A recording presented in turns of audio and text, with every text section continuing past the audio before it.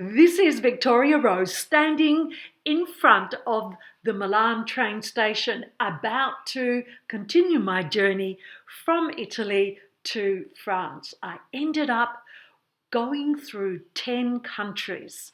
What an epic trek it was. Let me give you now the bird's eye view, starting, of course, in Australia to Italy, from Italy over to Croatia, then down to Turkey. My very first house sitting was here in Turkey. From Turkey, I then went back to Italy, to France, then Spain, over to Albania, Montenegro, then back to Croatia, over to the UK, back down to France. Yeah, it's pretty logical, right? And from France, I flew all the way to Thailand, then down to Malaysia, and finally I returned home. This is episode 1, and it covers the Melbourne to Croatia part of my epic trek. I went for 16 months, way too much to share with you in just one episode. Before I go any further, I'd like to acknowledge and recognize these special humans. This is Mary and Ivan. They own a restaurant down on the Bellarine Peninsula. I met them when I lived in this interesting place on the Bellarine Peninsula called Indented Head. Who could live in a place called Indented Head? What happened there was I was promised 12 months to live in Italy at a place called Tortora Marina. And it was really quite an exciting idea because it was only going to cost me 1,000 Australian dollars to live there for 12 months. And this was all organised until the moment that I actually bought my return ticket, and virtually without a lie, when I pressed send to pay for my return ticket, that's when I received the message from this person who was in Italy at the time saying, "Oh, I'm sorry, I've just rented it out to someone else." So I was pretty gutted that, oh my gosh, now what am I going to do? And little did I know then that I could not have done that anyway. Then I did not know about the Schengen zone. There was so much that I didn't know, but that will unfold as I'm going through season 6 and all of the episodes to share. Why am I highlighting Mary and Ivan? They were currently on their epic trek. Not exactly backpacking, but they were doing the wonderful rounds of Italy and Croatia because Mary's Italian, could you pick it, and Ivan is Croatian. When they'd heard about my sad tale of, well, what am I going to do now? Where am I going to go? They were the ones that guided me to, first of all, my first 2 weeks in Tramutola in Italy, and then they actually helped me secure this amazing place where I stayed for 1 whole month in Croatia, and it was all because they lit the way. Many times in my journey, in my epic trek, magic happened, and I'd like to say thanks to these two who have finished their epic trek themselves and are just itching to travel again. Let's now have a look at what my mission was: to prove women can travel and live overseas on an Australian aged pension. I wanted to show that limited funds don't have to limit your dreams. Just decide, how can I make this work? So I did all of this 16-month travel living off my Australian pension. And also, another little known fact was I also had credit card debt to pay off as well. And somehow it all happened. And I'll share those things with you, how it happened, how you can do it too. If you are the sort of person who would rather spend a windfall of money on travel than building yourself a new kitchen, you need to listen to what the rest of the information that I want to share with you. Before we go any further though, I'd like to share with you my 2 children. No matter how old they get or how tall they get, they'll always be my children. So saying farewell for now to them, and not really realizing how worried they were about their mother going off solo backpacking around the world, but somehow they must have just thrown their hands up in despair and said, okay, Mum, just make sure you keep in contact with us. And this is where Facebook was just amazing, because we kept in contact via Facebook Messenger and often using the video as well.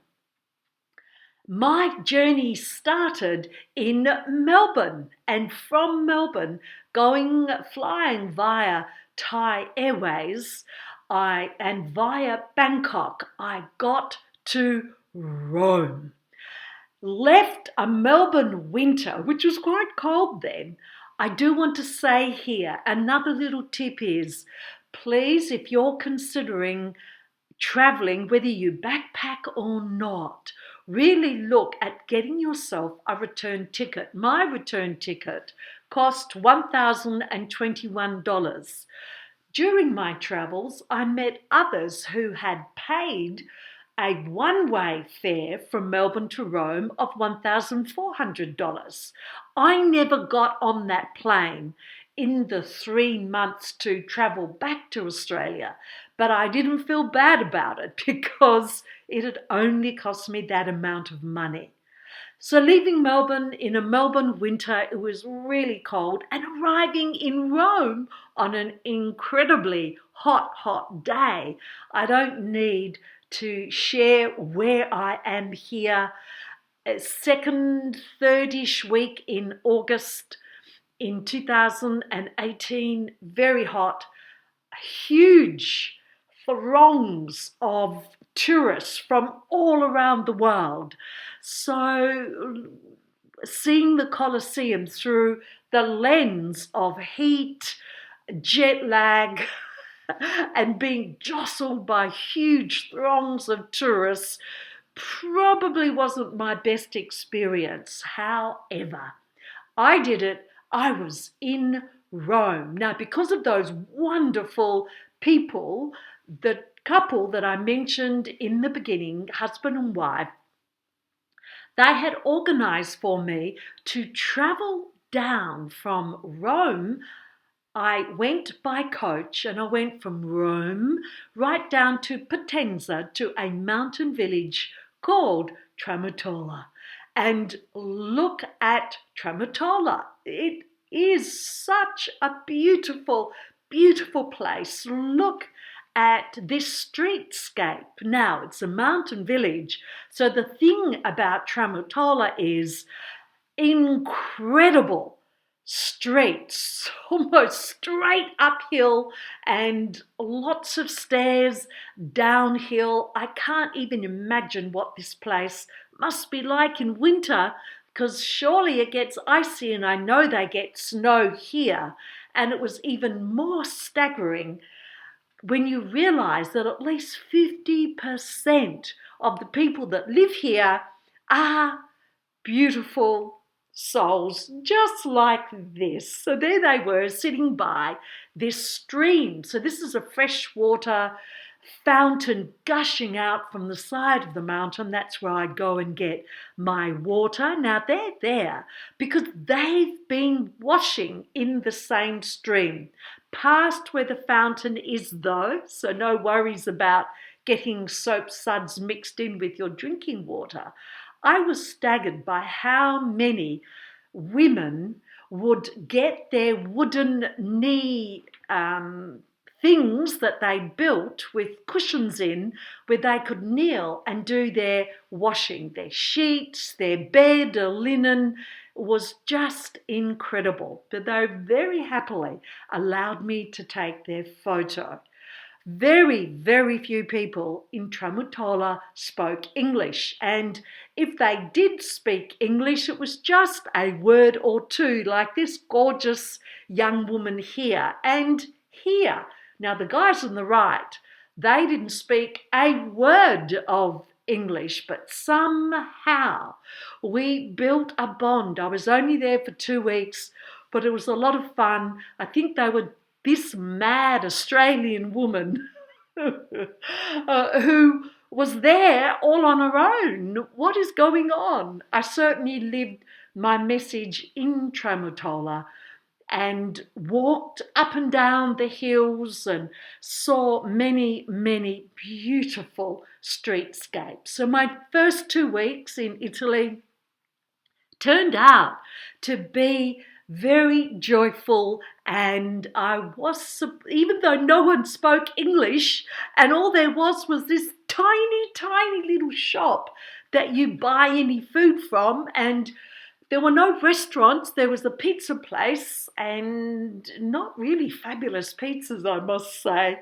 But you know what? None of that mattered. It was a whole magnificent experience. After 2 weeks, it was time to leave Tramutola, and I jumped on that coach and went to Naples. Now look at this, talking about pizzas. This is a world famous pizza place, Da Michele, I think it's called.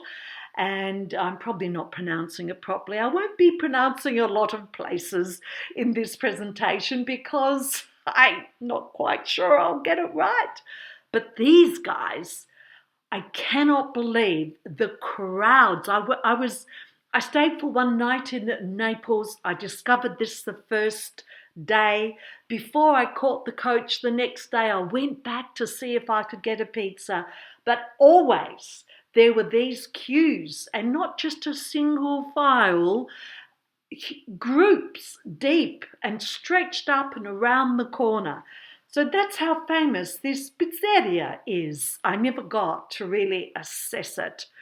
But what I did get to see were, wow, this did not happen in Tramutola, but oh golly gosh, the amazing cakes. And I certainly took advantage of having my macchiato and a cake or two or three. It was interesting in Naples. There I am, sitting in this fabulous little cafe, and driving right by me is this really, really big Jeep, not your normal Jeep, crammed full of soldiers, all of them carrying weapons. And I thought, oh, that's a bit of a dramatic shift from sitting here happily basking in the sun, drinking my macchiato, eating my cake, and then all of a sudden this huge military presence drives by. When I left Naples the very next day on the coach, it was a great drive across Italy over the mountains to Ancona, caught the night ferry. One word of advice if you are ever going to catch a night ferry. I paid something like 65 euros for a seat for this night ferry, don't bother. Unless you are going in the absolute peak season and all the floor space is taken up, please do not waste your money on the hard as rock, not at all yielding seat. I slept on a settee and many people just slept on the floor. So that's a word of advice for you. So from Ancona, I went across to Zadar, and this was my entrance into Croatia. Of all the countries that I visited, and if I had to live somewhere of all those countries, Croatia would probably be at the top of the list. From Zadar, I got another coach, and it was a really long journey around the seaside to Opatija. And I look pretty happy, right? And I have every reason to be happy. Look how glorious Opatija is. Did lots of swimming, lots of tourists there, but not so bad as in Rome. But Opatija is stunning. And it was certainly helped by the fact that this is where I got to stay. Remember my friends, Mary and Ivan, at the very beginning? They had stayed here because Ivan's Croatian. They had stayed in this place and they recommended it to me, and they even got me this accommodation. And this is the view, or was the view, from the terrace of my fabulous little apartment. So I stayed here, and this little insert shows you what my patio. I had the chairs, I'd lay on the chairs, I'd eat outside. Was just totally glorious. You can see why. I was very happy in Opatija. Then I'd go downstairs, steep stairs. I'd go down to the lungomare, so that's the walkway along the water, and past these beautiful places. You can see Rijeka in the background, and I'd walk along and come to this really cute little place. Now, if you look back up past the masts to the mountain there, that was where I lived, and I could see this cutest little cafe, met a couple of really lovely people. The water in Croatia was amazing. No sandy beaches. Perhaps there are some, but I certainly didn't find any. Look how magnificent this is, the water. There are no sharks, no sea snakes, no stingers. I don't think there are any rips either. So just to go and swim here for an Aussie, it was really a dream event. Now, here's the other thing I noticed about Croatian women.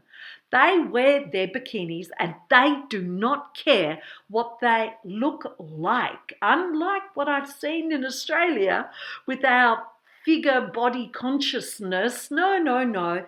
Here they are proudly wearing their bikinis regardless of any shape, and loving it and feeling very comfortable in their skin. So that was something to admire.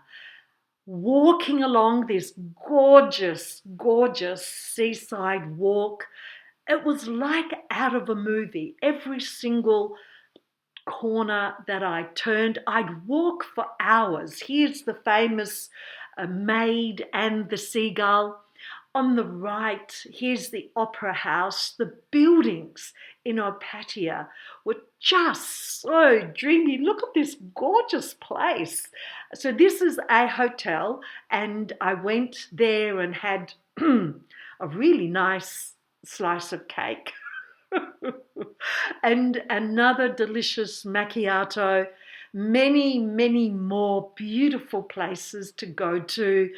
It was just a dream. And walking further along, it took me about an hour from Opatija, Opatija to walk to this place. I think this place is called Kota. It was a hot day. People were sitting around, laughing, enjoying their social life. And I decided I need to join them as well. So here's what I had. A really yummy hamburger, I must say, with crisp chips. And I rather grew used to Radler beer. This is the lemon-flavoured Radler beer. Walking back now to Opatija, I came past this beautiful hotel. They were setting up for a wedding that day. I love flowers, and I love champagne as well. And I loved the way that everything was set up ready for what must have been a pretty high-class wedding.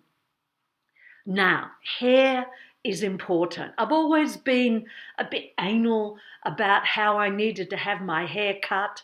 In 16 months, I probably had 16 different hairdressers, so I had to loosen my grip on what I would allow hairdressers to do, sometimes with disastrous results, but the results weren't disastrous in Opatija. Here's Mika. Could hardly speak a word of English, but somehow she got what I needed to have happen to my hair. And what she did tell me was, I have too much hair. She's the first person who's ever used a razor to cut through my hair. And wow, what a difference. As you can see, my hair's never ever looked like this before and never looked like it since, even though I've shown every single hairdresser since how I would like my hair to be cut. I've realised it's an impossibility. Here is a beautiful young woman that worked part-time at that little cafe on the ocean that I showed you earlier. She's now married, she's got a beautiful little baby, and she is a beautiful, beautiful young woman. And she took me up to this place, up in the hills and looking out over the ocean. I had the most amazing time in Croatia, and I didn't know then that I would be going back. But at this stage, it's goodbye, Opatija. Thank you for the love. And I knew that I was going to be moving into my very, very first ever volunteering. And this was in Croatia as well. But little did I know how ugly the experience would be. But more of that in episode 2.